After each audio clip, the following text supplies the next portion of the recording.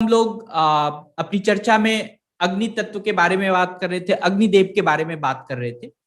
आज हम लोग उस चीज के बारे में बात करेंगे कि अग्निदेव से हमें जो आप सदियों से सुनते आ रहे थे, सच्चित आनंद, सच्चिदानंद, आप सत्यम शिवम सुंदरम, बहुत तरह से सुनते आ रहे थे, परम आनंद, खुशी। आप ये जो तत्व है, खुश होना, परम आनंद होना, ये भी अग्निदेव के कृपा से, अग्नि के कृपा से हमारे आसपास या हमारे जितने भी गुण हैं, हमारे जितने भी व्यवहार हैं, उससे प्रलक्षित होता है, उससे दिखता है। और हम आवृत रहते हैं, हम सत्य और चित्त में डूबे रहते हैं। तो इसको हम आज समझने की कोशिश करेंगे कि अग्नि देवता आप सभी का, हम सभी का रक्षा करने में समर्थ है, ये हमें पता है, क्योंकि वह हमें पालन करते हैं। अग्नि देवता में हिंसा और जो भी दोष है, कोई भी दोष है, वह सबसे परे है, वो कोई दोष नहीं है, उनमें गुण ही गुण भरा हुआ है। अग्नि देवता में, अग्नि देवता में कोई दोष नहीं है। इसीलिए लोग कहते हैं ना कि आप जितना कोई काम करोगे, जितना कर्म करोगे, या उतना जो है आगे निकलोगे। किसी सोने को तपाया जाए तो और भी कुंदन हो जाता है। तो लोग इसलिए कहते हैं कि अग्नि देवता जो है हमेशा दोष रहित है, जो आपका कभी भी विनिष्ट नहीं होने देंगे, आपका कोई भी अहित होने नहीं देंगे। वो नित्य यज्ञ है। नित्य यज्ञ का मतलब है, हमने यज्ञ को परिभाषित कई बार किया है कि जो हम कर्म करते हैं, अगर किसी की भलाई के लिए कोई कर्म करते हैं, हम कुछ देते हैं, तो वही यज्ञ है। अर्थात हमारे सभी कर्मों की नियता है, जो भी कर्म हम करते हैं उन सारे कर्मों में अग्नि देवता का नियत होती है। कल हमने देखा था कि मूसा ने भी इस बात को कहा था कि अग्नि देवता जो है हमें कितने प्रतिपादित करते हैं। तो प्रकृति के जो विभिन्न कारण है, प्रकृति में बहुत सारे तत्व हैं और बहुत सारी प्रक्रियाएं होती रहती है। आपके आसपास इस ब्रह्मांड में बहुत सारा परिस्थिति बदलते रहता है। आप देखेंगे कि कभी आंधी हो जाती है, कभी बारिश हो जाती है, कभी धूप हो जाती है, कभी कोई जो है बहुत बड़ा डिजास्टर हो जाता है। तो इस सृष्टि में और प्रलय में, जो भी इस सृष्टि है या जो प्रलय है, उसमें भी अग्नि देवता का बहुत बड़ा योगदान है। और अगर हम देखें कि इस प्रकृति का जो व्यवहार है, इसको दो तरीके से बड़े अच्छे से समझा गया है। एक अंतरिक्ष का व्यवहार है, एक ब्रह्मांड का व्यवहार है। आप देखेंगे कि बहुत सारे चीज इस ब्रह्मांड में ऊपर की ओर जा रहा है। आप जो बातचीत कर रहे हैं वह भी ऊपर की ओर जा रहा है, आप जो कर्म कर रहे हैं वह भी ऊपर की ओर जा रहा है। मतलब आप बहुत सारे चीजों का देखेंगे, हवा ऊपर की ओर जा रही है। तो वो जो ऊपर की ओर जाना और ऊपर से कोई चीज नीचे की ओर आना, जैसे सूर्य की रोशनी नीचे की ओर आ रही है, आपको गर्माहट नीचे की ओर आ रही है, तो ये भी एक प्रकृति का परिस्थिति है, एक प्रकृति का प्रतिपालन है। और यह ब्रह्मांड जो है, ये जो जगत है, इसको सर्ग कहते हैं। सर्ग मतलब कि ऊपर ओर जाने का।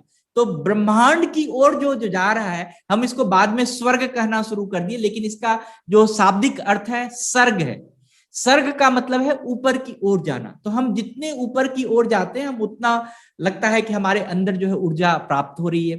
अब क्या होता है कि अगर हम देखें कि जो समस्त जल है, पृथ्वी है, ये जो पदार्थ है वो आपको नीचे की ओर ले जा रहा है, आप सब चीज नीचे की ओर जा रहा है। तो ये प्रक्रिया जो है, ये परमेश्वर की प्रक्रिया है, ये ईश्वर की प्रक्रिया है। इसीलिए कहते हैं प्रकृति ही जो है वो परमेश्वर का रूप है। तो यह सर्वव्यापक है। यह जो प्रक्रिया है, ऊपर की ओर जाना, नीचे की ओर आना, पृथ्वी में जाना, यह अद्भुत प्रक्रिया है। और इसी अद्भुत प्रक्रिया को यज्ञ कहा गया है। ये ऊपर जाना, नीचे आना, जो आपके कर्म तत्व हैं ऊपर जा रहे हैं, जो आपके कुछ ऐसे तत्व हैं जो नीचे की तरफ जा रहे हैं। तो इस तरह से अगर हम देखें कि जो हमारा वेदमयी या ज्ञानमयी या कोई भी दिव्य गुण है, ये जो आवृत्ति हो रहा है, ये जो चल रहा है, यज्ञ के समान जो हम बात कर रहे हैं कि यज्ञ ही देवताओं तक पहुंचता है। आप हिंदू धर्म में आप देखे होंगे, हर धर्म में देखे होंगे कि पूजा पाठ आप करेंगे, अल्लाह की इबादत करेंगे, तो गुरबाणी करेंगे तो आप ऊपर की ओर जाएंगे, प्रेयर करेंगे तो आप जो है देवता की ओर जाएंगे। तो देवत्व तत्व को ऊपर की ओर लोग बताया गया है कि ऊपर की ओर जाने को देवत्व तत्व कहते हैं। तो प्राचीन हिंदू धर्म में भी तीन स्तर में हम देखे हैं कि इसको मानते हैं अग्नि के रूप को। पृथ्वी पर भी अग्नि का रूप है, आप देखे होंगे। वायुमंडल में भी आप देखे होंगे बिजली कड़कती है, वह भी अग्नि का रूप है। आकाश में सूर्य को देख रहे हैं तो वह भी अग्नि का रूप है। तो ये जो अस्तित्व है, ये जो ट्रिपल उपस्थिति है सूर्य अग्नि देवता की, ये जो वैदिक विचार है, इसमें ये देखा गया है कि कहीं ना कहीं जो देवता है, जो अग्नि है, उसका मनुष्य से बहुत बड़ा एक कनेक्शन है। वह दूत के रूप में, बिना मनुष्य जो है, बिना इस सारे कनेक्शन का देवता के साथ नहीं जुड़ सकता, ईश्वर के साथ नहीं जुड़ सकता। तो ईश्वर के साथ जोड़ने की जो प्रक्रिया है वह अग्नि तत्व के द्वारा हो सकता है। आपको अगर कल का व्याख्यान याद हो तो मूसा ने भी कहा था, मैं अग्नि को देख रहा हूं और वही तत्व तुम्हारे तक लाऊंगा जिससे कि तुम ईश्वर से, परमात्मा से जुड़ सकते हो। तो जो ये हिंदू धर्म है, इसका भी अभिन्न अंग है। आप देखे होंगे कि शादी होती है तो वहां पे बिना यज्ञ किए हुए, बिना अग्नि के फेरे सप्तपदी किए हुए शादी संपन्न नहीं होता है। आप दिवाली में दिए जलाए, आपका कोई कर्म नहीं होता है। तो बिना अग्नि का कोई भी कर्म, कोई भी अच्छा चीज हम सोच ही नहीं सकते हैं, और वो चीज हो ही नहीं सकता। मतलब हर चीज का गवाह, वो साक्षी जो है हमारे जीवन में अग्नि कहा गया। तो अगर हम एक संकल्प मात्र करते हैं, सपोज मैं बहुत दिनों से एक चीज का संकल्प किए हुए हूं कि मुझे ये कार्य करना है, तो हम क्या है, एक करता है, मैं उसके पीछे लग गया हूं कि मुझे ये काम करना है, करना है, करना है। तो हम अगर एक संकल्प कर लेते हैं, मन में कुछ सोच लेते हैं कि हम करते हैं, करना है, तो वही हमारा सत्य है, जिसको सत्य कहते हैं। वही हमारा सत्य है कि हम अगर जो चीज हमने संकल्प लिया है उसको अगर हम पूरा करें तो यही सत्य है। क्या होता है, हम इस सत्य को करने के लिए, इस चीज को साकार करने के लिए अपने प्राण लगा देते हैं, अपना बल लगा देते हैं, अपना ज्ञान लगा देते हैं। और क्या होता है, ये जो चित्त है हमारा, ये उसको दृष्ट करता है, देखता है कि वो जो कर्म होगा वो कैसा होगा, कितना उसमें अच्छाई होगा, क्या क्या उसका परिणाम होगा, क्या क्या वो फल देगा। तो ये जो आपका संकल्प लेना, उसके प्रति कर्म करना, उसके बारे में देखना, जो चित्त लगाना, यही आपका देव प्रतीक है, यही देवता है। मतलब कर्म ही पूजा है, कर्म ही देवता है, यज्ञ ही आपका सब कुछ है। तो जो चीज आप देखते हो, जो चीज सत्य प्रकृति की तरह आपको लगता है कि हम इसको पूरा करेंगे, हम उसके प्रतिभागी बनेंगे, हम उसके कर्ता बनेंगे, आप उसको पूरी तरह से विजुलाइज करते हो, तो ये हमारे प्राण में और हमारे पूरे समस्त शरीर में, हमारे पूरे मन में, हमारे पूरे आत्मा में प्रवाहित होते रहना चाहिए। तभी तो हम वो कर्म पूरा कर पाएंगे, तभी तो जो संकल्प लिया है हम पूरा कर पाएंगे। तो इस संकल्प को पूरा करने के लिए जो भी आप संकल्प लेते हैं, उसमें जो अग्नि देवता है वो हबी की तरह है। मतलब वह आपको एनर्जी देता है।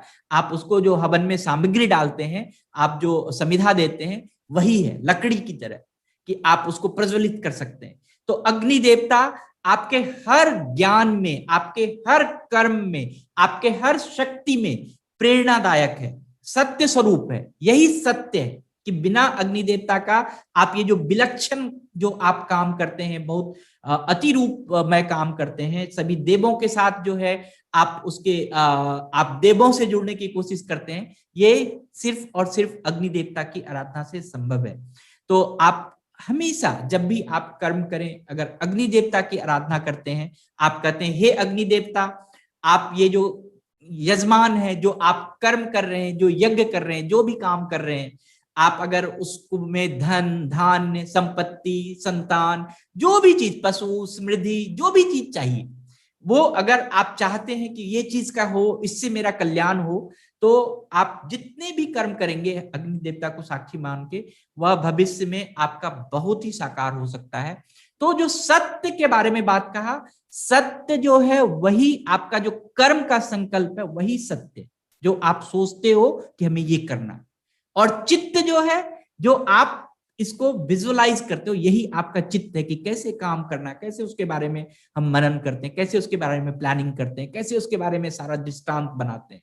तो ये जो सत्य और चित्त है, इसमें अग्नि देवता का बहुत ही बड़ा योगदान है। इसीलिए हमने आज के इसमें कहा कि जो अग्नि देवता है वो सत्य और चित्त के दिव्य गुण की ओर से सभी को आवृत किए हुए रहते हैं कि आप सभी अच्छे काम में करो, अच्छे गुणों से आवृत रहें। सो धन्यवाद आज के लिए।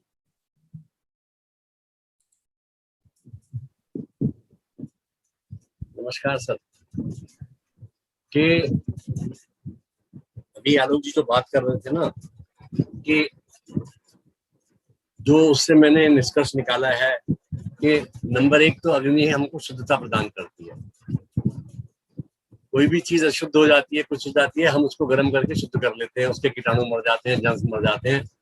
नंबर 1 तो इससे हमको यह है कि अग्नि जो है वो शुद्धता को प्रमाणित करती है। दूसरा जो है सत्यता को प्रमाणित करती है। सत्य और असत्य के बीच में लोग बाग अग्नि को साक्षी मान करके कसम खाते हैं, तो वो सत्यता को प्रमाणित करती है। तीसरी बात है ये अटूट बंधन। हम आपसे जो एक दूसरे से बनते हैं, जैसे इन्होंने बात किया कि विवाह का रिश्ता, विवाह जो होता है उसके अंदर अग्नि के 7 फेरे देते हैं, तो वो विवाह जो है सिर्फ विवाह नहीं है, एक अटूट बंधन है। इसी प्रकार से रामायण में सुग्रीव जी की और श्री राम की दोस्ती होती है, तो वो हनुमान जी लकड़ियां घिस करके अग्नि प्रज्वलित करते हैं और अग्नि को साक्षी मान करके वो परम मित्र बन जाते हैं।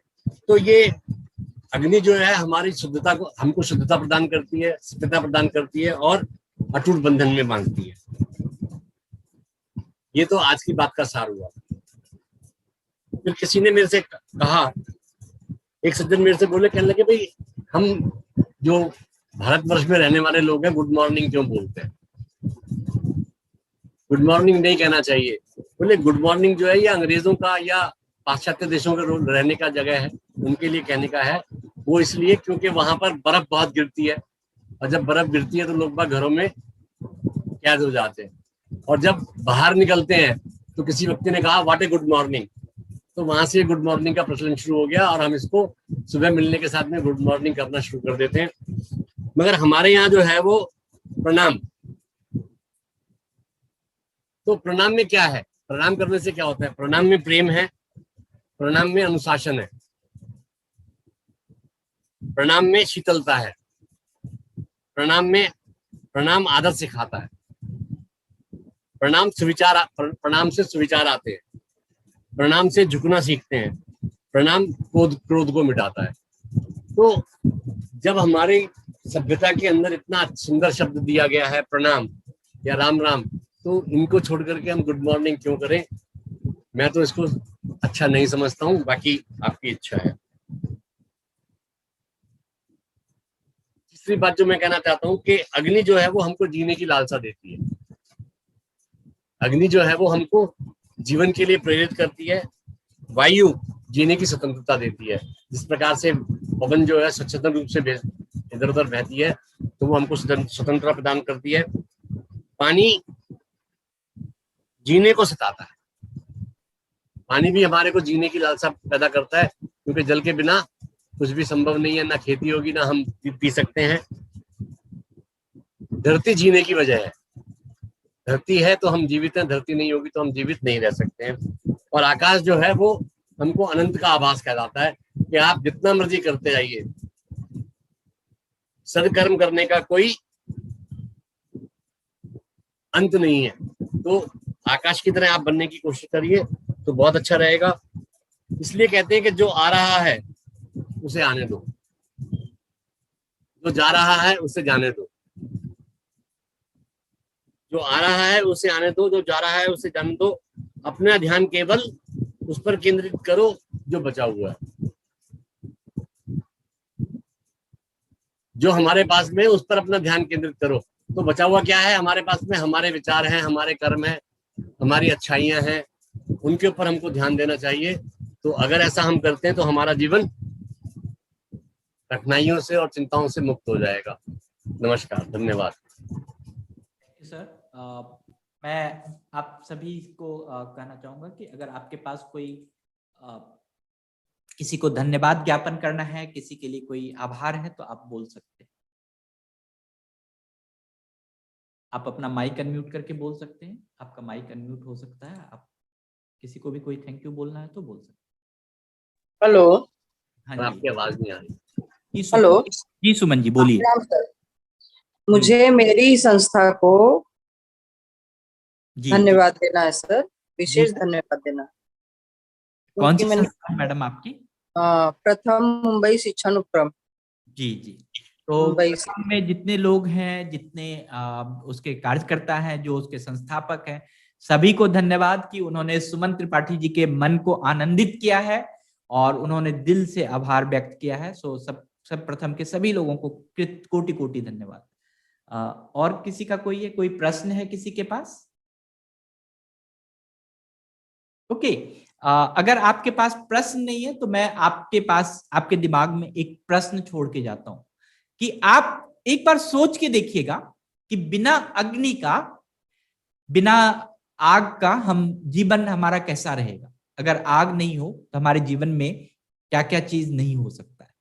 अगर एक बार आप इसको सोच के विचार करके देखिएगा तो शायद अग्नि तत्व के बारे में आपको और भी ज्ञान प्राप्त हो सकता है। सो आज के लिए बस इतना ही। सभी को धन्यवाद। नमस्कार। आलोक सर नमस्कार। नमस्कार नमस्कार मैडम, बोलिए। सर आप जो आज क्वेश्चन छोड़ा है ना, उसके लिए तो हम बिल्कुल नहीं जीवन भी आगे बढ़ सकते हैं। अब अग्नि, वायु, जल, ये सबके लिए तो हम लोग जी रहे हैं और कैसे हम लोग बच रहेंगे। आप बहुत अच्छा से लाए हैं। ये जो आपका जो वक्ता है ना, हम लोग को बहुत अच्छा लगता है। एक बार सोच के देखना चाहिए इंसान को कि अगर ये तत्व नहीं हो तो क्या क्या नहीं होगा। ओके, ठीक है। Thank you, thank you. नमस्कार नमस्कार, थैंक यू, धन्यवाद धन्यवाद। सभी को धन्यवाद।